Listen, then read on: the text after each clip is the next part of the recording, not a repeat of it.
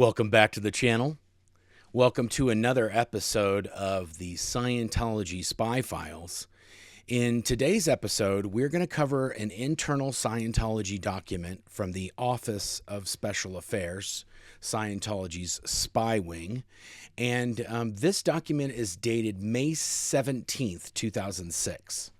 And this document is coming from the External Security Chief, OSA Int, which is a woman by the name of Kirsten Catano Pedersen. She's been married many times, and I can't keep track of all of her names. But Kirsten is the one writing this document. And this document is going directly to the Religious Technology Center. And that is the organization that is run directly by Captain David Miscavige, the chairman of the board, Religious Technology Center. And this one is being sent to the Deputy Inspector General for Legal Affairs, which is a gentleman by the name of Warren McShane. So let's get right into it, and let's pull up the document. So it says May 17th, 2006, DIG Legal Affairs, External Security Chief OSA Int, and then there are carbon copies going to WDC OSA, which is the Watchdog Committee member for the Office of Special Affairs, which at this time was Mike Rinder or Kurt Wieland. It's got a carbon copy going to the CO OSA Int, the Commanding Officer OSA Int, the DCO, the Deputy Commanding Officer OSA Int, and the Investigations Chief OSA Int. And it says report.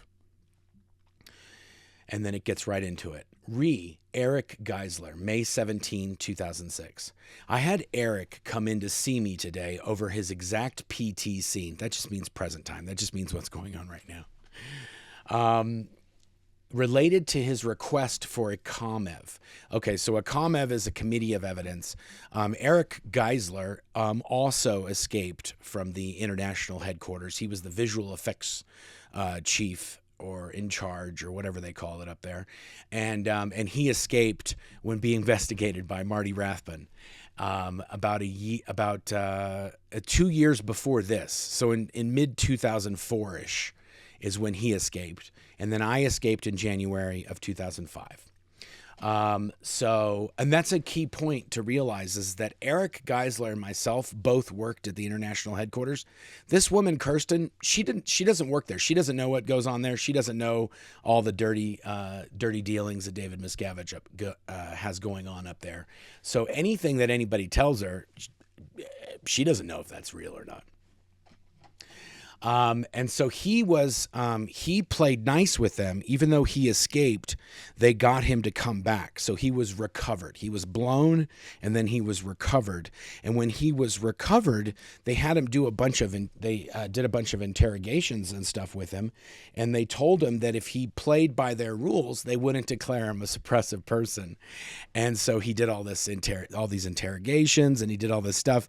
And then they just declared him a suppressive anyway. And then he just said, okay, forget it. I'm out of here. And he left again. And so now they're pulling him in. He has been declared, and he's not allowed to talk to his mom, and he's hanging out with all these other people that have been declared as suppressive. And so she's sort of getting him to come in and what's going on? What's happening?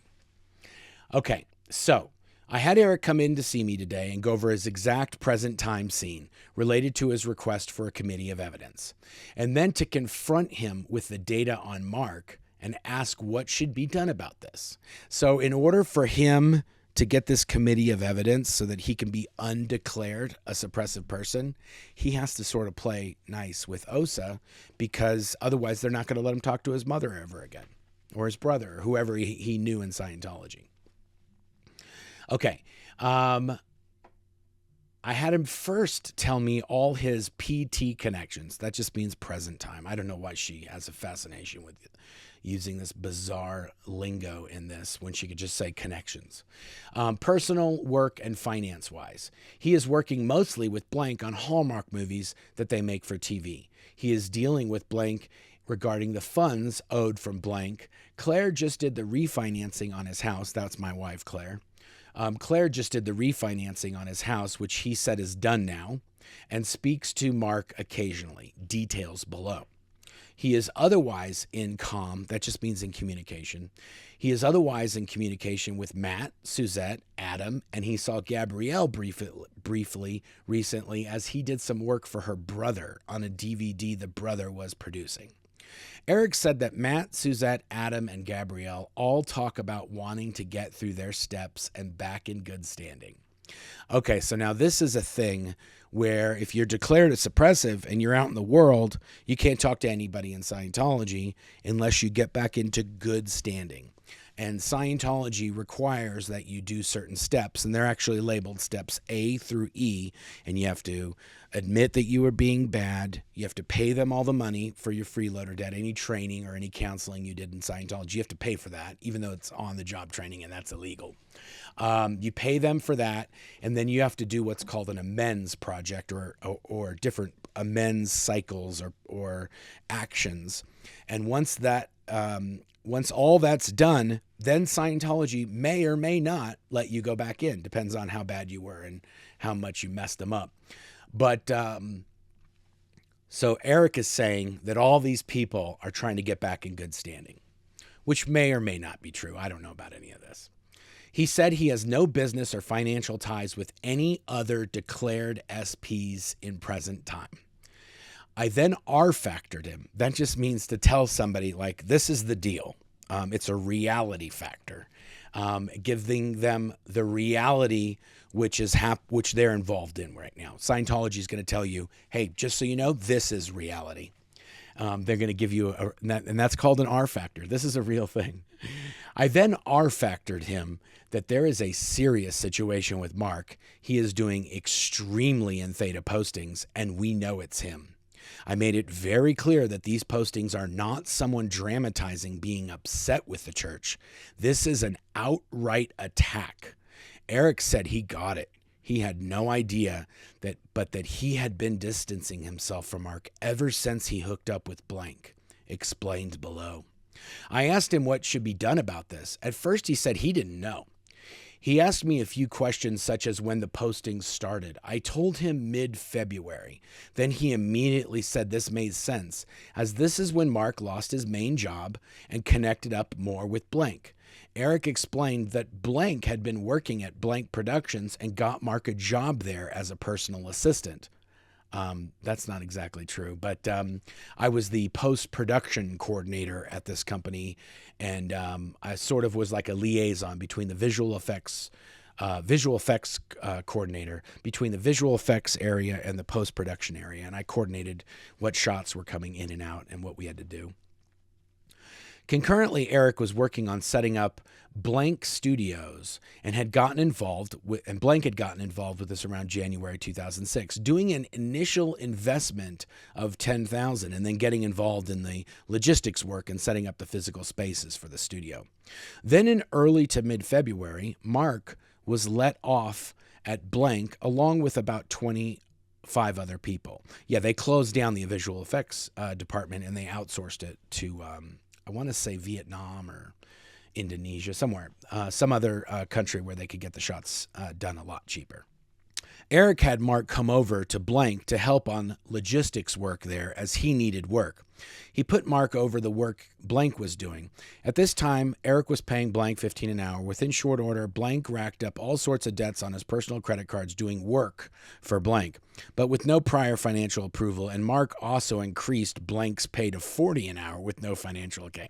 Now, this is completely randomly incorrect, and I'm pretty sure Erick is sort of trying to cover his tracks because he was the one who had hired me and this other person, and he was the one telling us how much we were getting paid, and I think he's trying to throw that all on me, even though I actually was working for the other guy, not the other way around.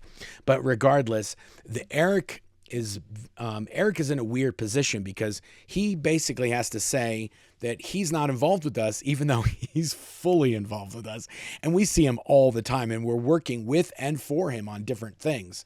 So he's trying to set this up like he doesn't really know what's going on, but he's the one we're directly dealing with. And he is at the same time saying he doesn't know anything that what we're doing. So he's in a little bit of a tricky, and he's very loose with the facts. Okay. With no prior, was also demanding to become part owner of blank at the same time. Okay. All this caused upset with Erick and the WOG partners, Patrick, John, and Sean. And they said blank had to go. They confronted blank and let him go. Erick told Marc that there was no more work for him to do. Blank was upset with Erick about this at the time, and the legal handling ensued where blank's attorney is dealing with blank, with settling the dispute, is demanding $43,000, in which Erick and his partners are considering paying to get blank off their lines. Erick also said that blank is at least $100,000 in debt and rolling his credit cards over and over to keep up. Erick speaks with blank periodically regarding the $43,000, and blank occasionally makes jabs at Scientology or related topics in these calls. Most recent being last week, he said that MI3 had done terrible in the box office. I love that. That's a jab at Scientology. That MI3. Anyway, I don't know if any of this actually occurred or if Erick's just all making it up. And since it didn't really directly have to do with me, I'm not sure about any of this. This could just be Erick kind of trying to build himself up as somebody that they can make deals with so he can talk to his mom again. Then in March, blank told Erick that he and Marc were now doing this company called blank together. Specifically, he and Marc were doing work on various blank jobs, company where blank works. Erick also learned around this time that they were also doing something with markets together. Other datums. Erick has known Marc since they were 11 years old. This is true. Their families know each other, and Erick knows Marc's family quite well, though he has not been in comm with them in years, just means in communication with. Erick set up with Blank Productions for Marc to continue receiving medical benefits, although he is still an employee of Blank, although he is not working for them. Marc pays some nominal amount to Blank, and they keep him on their insurance as an employee. Erick has fully made all that up, and whatever was set up with me and the company. Erick had nothing to do with it whatsoever. The house that Marc and Claire are living in was arranged for them through Erick and belongs to one of Erick's WOG partners, Sean. Also not true. We did stay there, but Erick had nothing to do with setting it up. Actually, we had asked Erick if he could ask the guy, and he just never would ask the guy. So finally, I just called him and said, "Hey, dude, I heard you got a place for rent." And then he was like, "Yeah, I've been trying to get somebody in it forever. I've been trying to ask Erick to ask you if we can rent it for 6 months," and he just can't make a phone call. So this is the weird thing, because Erick's trying to say that he's not involved with us, but now he's setting up all this stuff and helping me every single chance he gets. So this is a very weird report, because Erick's trying to in the very beginning, he's like distancing himself, saying he has no financial arrangements or businesses with any SPs. But meanwhile, he's working with us two to 7 SPs on a full-time basis. Okay, 2 days ago, Erick went over to the Headley house to sign the final papers for the refinancing of his home, and Marc was there in the middle of the day. He said he has gone over there a few times in the last month, and Marc is always there, which added to his suspicion about how Marc is making money. Erick said that Suzette mentioned the same thing to him about 10 days ago, being concerned about how he makes his money. They noted that he just recently purchased a second car, an SUV. Marc and Erick have been in comm on and off over recent months, as Erick has had to ask Marc questions about work he earlier did at Blank. Totally not true. And also said Marc will call him if there is a job he's doing that might involve work Erick would know how to do. Also completely untrue. Erick doesn't know how to do anything that I do. And he would call me about those things because that's my specialty. Erick said that he has turned down these since getting Marc and Blank out of Blank, but Marc continues to call. Yeah, this is the funny part. We would go out partying and hanging out and doing stuff and eat at least once a week, maybe every other week. And he would come to my house all the time. So it's funny that he's kind of like, I do all this, but I never see Marc. When Erick saw Blank briefly at NAB 3 weeks ago, Blank mentioned being in comm with Janice and Paul Grady. He didn't state why. These are just two other suppressive persons at the time that also used to work at the international headquarters. Erick repeated that going into business with blank was a huge mistake he wishes he had never done. He added that he feels partly responsible for what Marc is doing now, attacking, as he contributed to getting him and blank more connected up. He is sure blank had something to do with pushing Marc into what he is doing, as he recalled Marc saying much earlier that blank tracked them, Marc and Claire, down in Kansas to ask about blank. Erick said he didn't give much details, but at the time, Marc said this really freaked them out, and they both thought it was that blank was off the rails. I repeated my question of what are we going to do to handle him? Erick originated almost immediately that he feels at least 3 of them should go and confront Marc and try to get him to knock it off. He said it should be him, Matt, and Suzette. I said the idea sounded okay, but not Suzette, as she still lives near them, which could put her in a really bad position. When she says lives near us, she was living in our guest house. She wasn't living near us. She was living on the same property in a house about 20 feet away from my back door.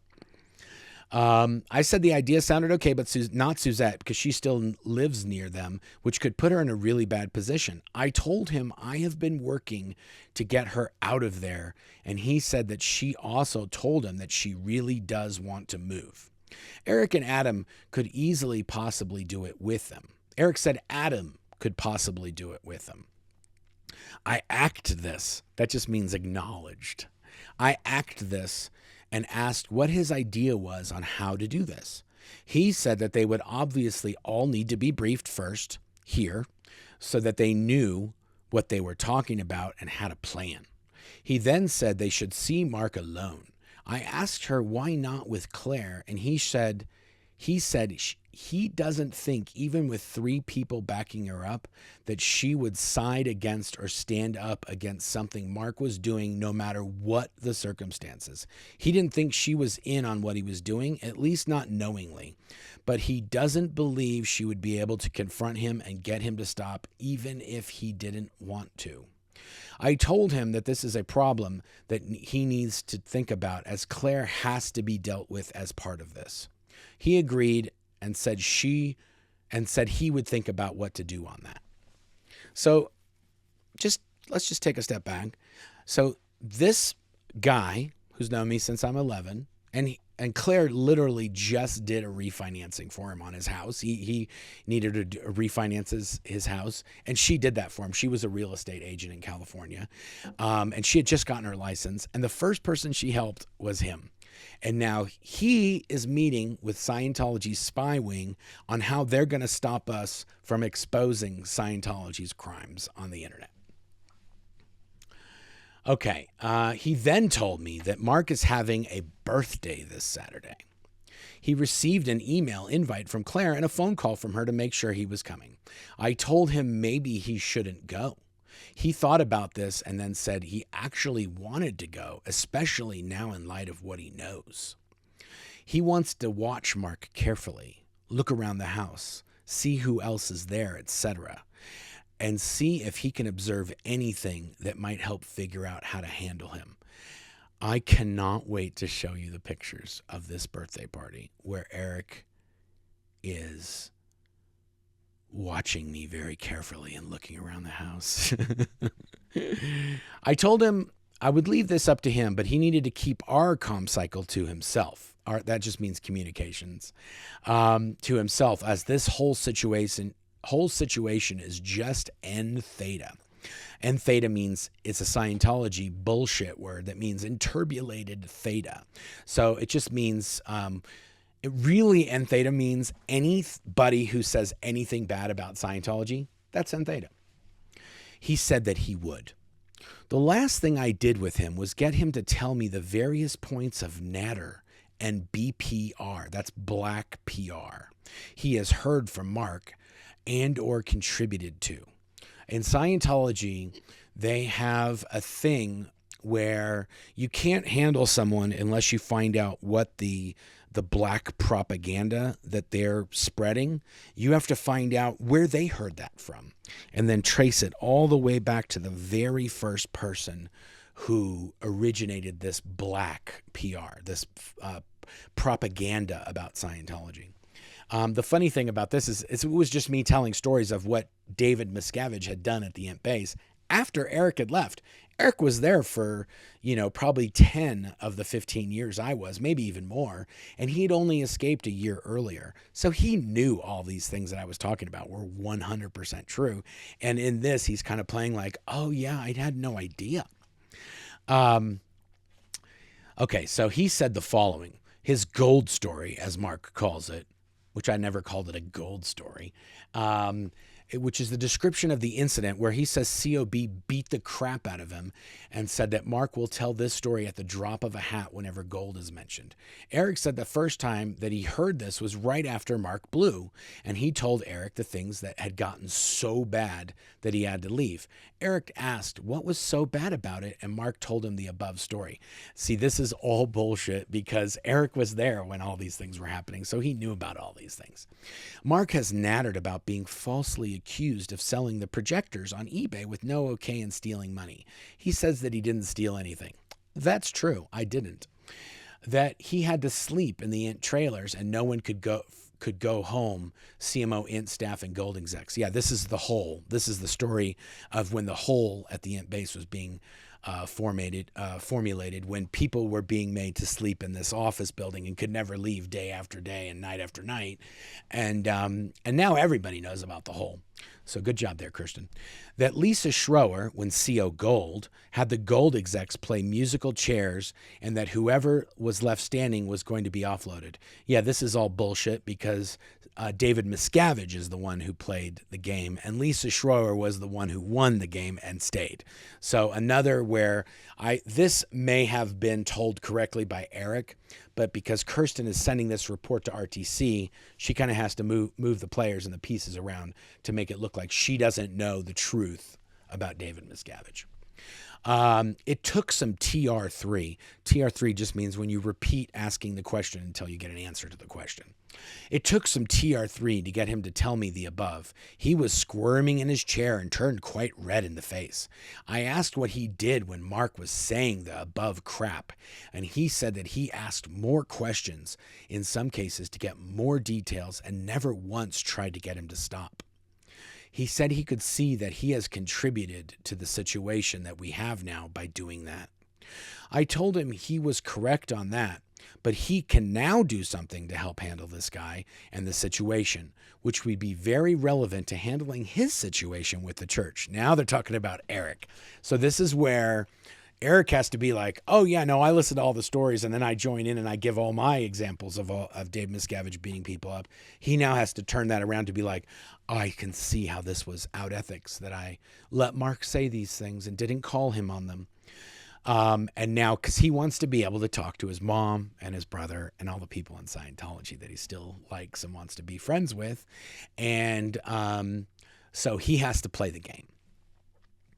He said that he could see this and was very interested in taking responsibility for this and handling it. He said that he would never be involved in an attack on the church and wants very much to get back in good standing. He said that he doesn't know what he wants to do in Scientology in the future.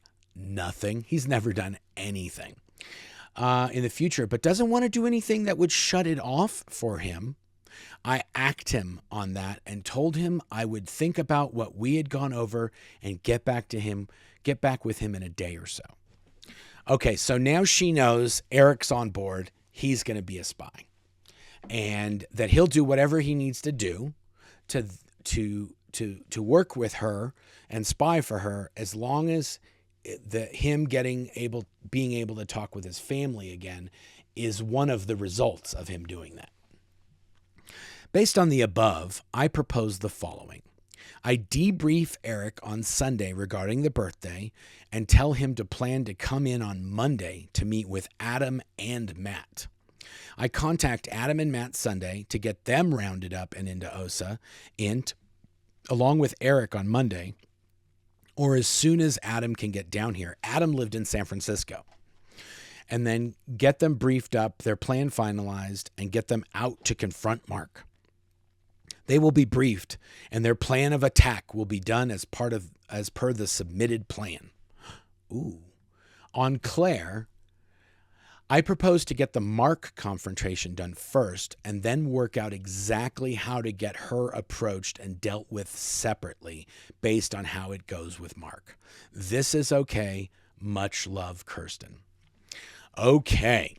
So this document, I mean, really, at the end of the day, this is the beginning of them they've already talked to all these people and they're just getting their information. But now they're like, okay, we know that pretty much up until these last few documents, they didn't know who this blown for good guy was that was posting on the internet. Now they're very certain that the blown for good, the identity of blown for good is myself, Marc Headley. And now they got to set people up in my camp to give them as much information as possible so they can figure out how to shut me down and shut me up. And they're going to let all of this guy Adam, really the only people that I know in this document that were 100% compromised was Adam, who was allowed to speak with his Scientology relatives and family, and Erick. Erick and Adam were both allowed to speak with their families after these series of documents. So, and the funniest thing of all is that the Erick guy, at one point when I suspected that he was a spy many times, and I called him on it every single time. Like, dude, how does this work? He told me that he had Tommy Davis on speed dial, and then he could call him whenever he wanted. Tommy Davis was another, he was acting as sort of the international spokesperson for Scientology in the 2006, 2007, 2008, 2009 kind of period. And then he himself also escaped from Scientology and now has nothing to do with it, but he doesn't go against them. He's still on the payroll, so to speak. He still plays nice with Scientology, but he's not in the Sea Org. He doesn't work there. He divorced his Scientologist wife and found a new non-Scientologist, married. And I'm pretty sure they have a kid, or I don't know, but they live in another country, and he has, erased Scientology from his world. But, yeah, the next few documents, my birthday is 4 days from this document. And so they're meeting during the week. This is like, I don't know what the day is, but they're meeting like on a Tuesday or Wednesday. And on Saturday is the birthday party. So this is where it starts to get really crazy. And the fact that I have so many photos from that party also makes this amazing, because we're going to be able to put faces with all of these names that we've been talking about in these files, especially Erick. And the photos that I have of Erick are amazing when you try to match this conversation up with what he's going to do at the party. It's going to be otherworldly. Anyway, so that's the video for today. That's the document for today. We're going to try to get to do these more often and more frequently. I know we've been doing everything else and every other video we can think of, but we're gonna get back into doing these spy files as a regular thing. I promise. I'm going to really try, at least. And yeah, so thank you for joining us, and we'll see you on the next one. Until next time.